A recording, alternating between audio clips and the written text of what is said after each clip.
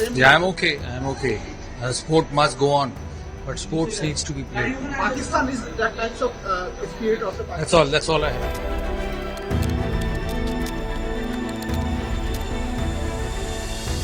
14 सितंबर 2025 India versus Pakistan clash confirm. BCCI और PCB के बीच full coordination हुआ, वेन्यू भी फाइनल हो गया, स्पॉन्सरशिप डील भी फाइनल हो गई। अब वो तो सब जानते हैं कि ये तो होना ही था। अब एक इंडिया और पाकिस्तान के मैच से ही बीसीसीआई कितने हजारों करोड़ में कमा। स्पॉन्सर्स जियो सिनेमा, ड्रीम 11, स्टार स्पोर्ट्स सब लाइन में लगे हुए। पर उससे पहले एक बार ये रील देखो।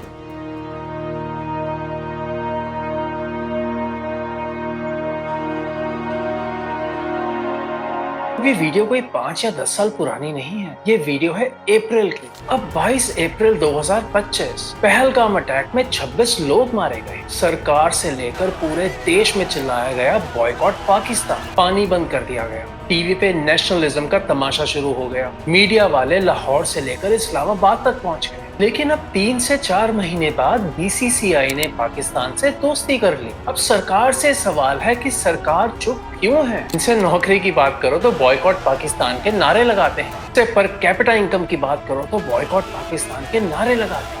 स्कूल्स, हॉस्पिटल की बात करो तो बॉयकॉट पाकिस्तान के नारे लगाते हैं। कहाँ गए वो नेता? वो सरकार चुप क्यों है? ये देशभक्ति नहीं, ये प्योर बिजनेस है। और ये वीडियो खास करके उन लोगों के लिए है जिनका नेशनलिज्म सिर्फ मीडिया की टीआरपी पे चलता है। पहलगाम अटैक के बाद न्यूज एंकर्स ने माइक के साथ नेशनलिज्म का ढोल बजाना शुरू कर दिया, बॉयकॉट पाकिस्तानी आर्टिस्ट। और सरकार ने इतना तक बोल दिया, जो पाकिस्तानी आर्टिस्ट के साथ काम करेगा वो इस देश के लिए लॉयल नहीं। पूरा आईटी सेल दिलजीत दोसांझ पे चढ़ गया। दिलजीत दोसांझ, जिसने अपनी मूवी सरदार जी 3 के लिए पाकिस्तानी एक्ट्रेस हानिया आमिर को कास्ट किया। और सोचने वाली बात यह है कि ये कास्टिंग पहलगाम अटैक से पहले करी गई, पर तब भी उस इंसान को ये बोला गया कि ये इंसान देश के लिए लॉयल नहीं है। पर अब जब बीसीसीआई ने पाकिस्तान के साथ मैच फिक्स किया तो जय शाह से सवाल क्यों नहीं उठाया जा रहा? अब क्यों नहीं पूछा जा रहा कि तुम देश के लिए लॉयल हो या नहीं? क्यों सरकार चुप है? क्योंकि यहाँ पैसा इन्वॉल्व है, यहाँ प्रॉफिट इन्वॉल्व है। अब क्या हुआ? लोग तो मरते रहेंगे, लड़ाइयां भी होती रहेंगी,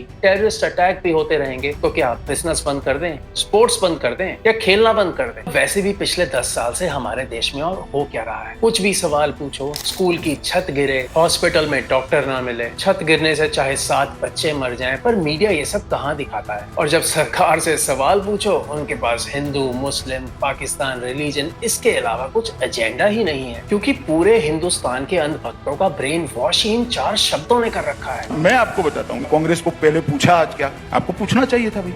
सर, सरकार में आप बैठे नहीं, मुझे मालूम है कि आजकल नहीं सर। आप कांग्रेस पार्टी को क्यों इतना सॉफ्ट हो जाती है आपकी चैनल? मेरी तो समझ में नहीं। पूरे दिन में कभी भी एक भी सवाल नहीं पूछा, फिर आपके सवाल की लिस्ट में वो आएंगे ही नहीं। मुझे खुद अपनी आंखों पे यकीन नहीं हो रहा, क्योंकि पिछले 10 सालों में शायद पहली बार ये रील है जिसे मैं कहूंगा रियल जर्नलिज्म। पर अब बात आती है यहीं पर सोचने, जब रियल जर्नलिज्म किया गया तो हमारी सरकार के पास कुछ जवाब नहीं था देने के लिए। जवाब सिर्फ एक था कि कांग्रेस से जाके पूछो। अब पावर में कौन है, कांग्रेस या तुम्हारे नेता? तो हमारी सरकार को एक बार बोला जाए कि पाकिस्तान, रिलीजन, हिंदू, मुस्लिम, इन चीजों को छोड़कर एक बार 2 या 5 मिनट की स्पीच दे दो। वो 2 मिनट की स्पीच डिलीवर नहीं कर पाए। You can write this thing on a piece of paper. बात आए प्रोजेक्ट्स की, एम्प्लॉयमेंट की, अपने असली सवालों की, जवाब मिलता है कि कांग्रेस से जाकर पूछो। अब बात करी जाए इंडिया पाकिस्तान मैच की। सोचने वाली बात यह है कि दिलजीत देश के लिए लॉयल नहीं है, पर बीसीसी लॉयल है। अब ये कैसी देशभक्ति है जो स्पॉन्सर्स पे डिपेंड करती है? अब क्रिकेट पैट्रियोटिज्म के दायरे से बाहर कैसे हो गया? अब शहीद एसआई शुभम द्विवेदी, उनके परिवार ने कहा कि मेरे पति ने देश के लिए जान दे दी, अब हमारा देश उन्हीं के साथ क्रिकेट खेलने जा रहा है। उन्होंने शहीद के स्टेटस की डिमांड करी,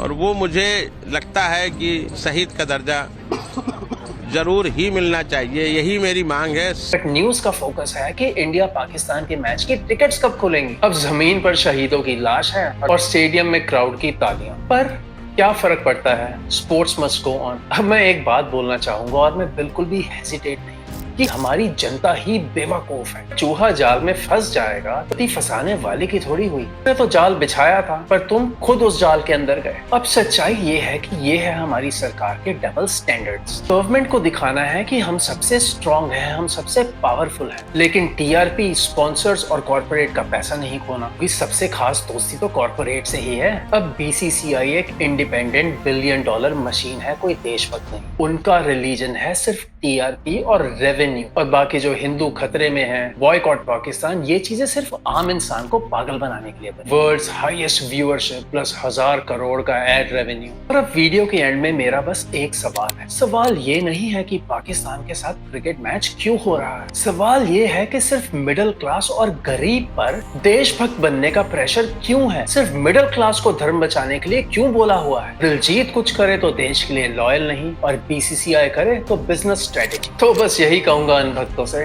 कर लो 14 तारीख की तैयारी, कर लो व्हाट्सएप स्टेटस लगाने की तैयारी, क्योंकि तुम्हारी देशभक्ति यहीं तक है। और मैं हूं तरन, ये था तरन अनलीस्ड। यहाँ सिर्फ सच दिखाया जाता है। If you think this video makes a lot of logic, please subscribe and support for more videos like this. You can connect with me on Instagram as well. The link is in the description of the channel and this video.